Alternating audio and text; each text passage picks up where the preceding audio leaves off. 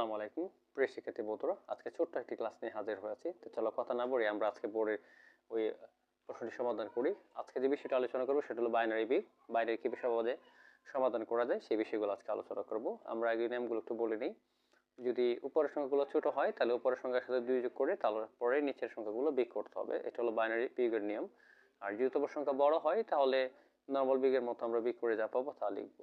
উপরের সংখ্যা ছোট হলে 2 যোগ করে তারপরে বিগ করতে হবে। প্রতি ক্ষেত্রে হাতের 1 থাকবে। তো চলো আমরা এটা সমাধান করি। যেহেতু উপরের সংখ্যা বড়, 0 বাদ দিলে 1 থাকবে। উপরের সংখ্যা ছোট, 2 যোগ করতে হবে। 2 যোগ করলে সাথে কি থাকবে? 2 যোগ করলে 2 থেকে যদি 1 বাদ দিই তাহলে 1 থাকবে। হাতের আছে 1 এখানে বসালাম। 1 বসালে উপরের সংখ্যা ছোট, তাহলে আমরা উপরে 2 বসাবো। 2 বসিয়ে তারপরে 1 বাদ দিয়ে দিব। তাহলে 2 থেকে 1 বাদ দিলে থাকবে কত? 1। হাতের আছে 1 বসালাম এখানে, তাহলে 2 হয়ে গেছে। তাহলে উপরের সংখ্যা এখন ছোট, যেহেতু উপরের সংখ্যা ছোট আমরা উপরের সংখ্যার সাথে 2 যোগ করব। 2 যোগ করলে হবে 3। 3 থেকে 2 বাদ দিলে থাকবে 1। আমরা এখানে লিখব 1। হাতের আছে 1 বসালাম, 2 হয়ে গেছে এটা। এখানে উপরের সংখ্যা ছোট, 2 যোগ করতে হবে। 2 যোগ করলে হবে 2। 2 থেকে 2 বাদ দিলে থাকবে 0। আমরা লিখব এখানে 0। হাতের আছে 1।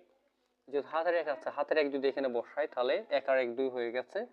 এখন উপরের সংখ্যা কি ছোট, যেহেতু উপরের সংখ্যা ছোট তাহলে আমাদের কি করতে হবে? আমাদেরকে উপরের সংখ্যার সাথে 2 যোগ করতে হবে। তাহলে 2 যদি যোগ করি কত হচ্ছে? 3। 3 হয়ে গেছে। 3 থেকে এই 2 বাদ দিলে থাকবে 1। কত থাকবে? 1 থাকবে। হাতের আছে কত? হাতের আছে 1। 1 এখানে বসালাম, তাহলে হয়ে গেছে 2।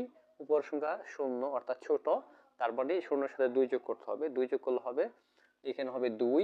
এই 2 থেকে যদি আমি 2 বাদ দিই থাকবে কত? 0। হাতের আছে 1। 1 এখানে বসালে 1 থেকে 1 বাদ দিলে থাকবে কত? 0। এই হলো বাইনারি বিয়োগ। যদি এই ছোট্ট ক্লাসটি তোমাদের কাছে ভালো লাগে তাহলে অবশ্যই বলবো তোমার জায়গা থেকে একটি গঠনমূলক কমেন্ট করবে এবং ভিডিওটি ভালো লাগলে অবশ্যই শেয়ার করে দেবে। ধন্যবাদ সবাইকে।